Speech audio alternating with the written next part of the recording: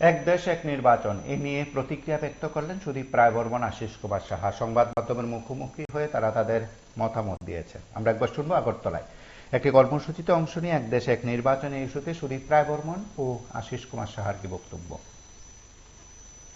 মূলত হচ্ছে বিজেপির হঠকারী রাজনীতি, মানুষের দৃষ্টি অন্যত্র ঘুরিয়ে দেওয়ার জন্য এই জিনিসটা তড়িঘড়ি করে আনা হয়েছে। সমস্ত দিক দিয়ে বিজেপি সরকার, মোদী সরকার ফেলিও। কৃষকের ইস্যু ডিসকাশন নেই, কর্মসংস্থানের ব্যাপারে বেকারত্বের ইস্যু কোনো ডিসকাশন নেই, আদানি ইস্যু ডিসকাশন নেই। কি করবে? মানুষের দৃষ্টি অন্যত্র ঘোরাতে হবে। কিন্তু ওয়ান নেশন ওয়ান পোল বিল উত্থাপন করেছেন, কিন্তু এটা কনস্টিটিউশন বিল। সংবিধান সংশোধন আনতে গেলে 3/4 যখন পাশ করাতে হবে, যেহেতু সংবিধান সংশোধনী বিল, তো 3/4 মেম্বারদের সমর্থন দরকার, যেটা ভারতীয় জনতা পার্টির কাছে নেই।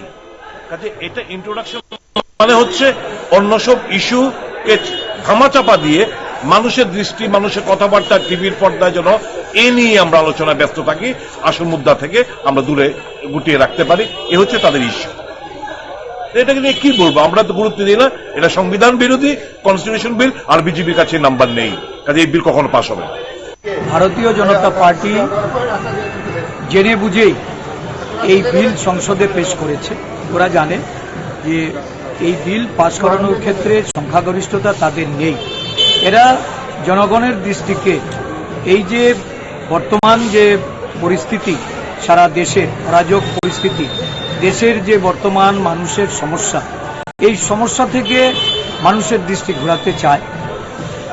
আমাদের যে রাষ্ট্রীয় ধাঁচা, আমাদের যে যুক্তরাষ্ট্রীয় ব্যবস্থাপনা সংসদীয় রাজনীতিতে, এই ব্যবস্থাপনাকে তারা দুর্বল করে তারা এককভাবে সারা দেশে একদম ডাউন অবধি তারা ক্ষমতা দখল করতে চায়।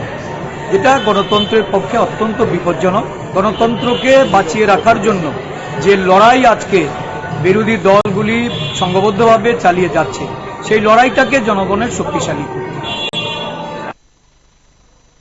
আপনারা শুনলেন এক দেশ এক নির্বাচন ইস্যুতে কি প্রতিক্রিয়া। তার পাশাপাশি আপনারা রাজ্যের নানা ঘটনা দেখছেন, নানা মুহূর্তের বিষয়গুলো আমরা তুলে ধরছি আপনাদের কাছে। আপনারা দেখতে থাকুন PB24।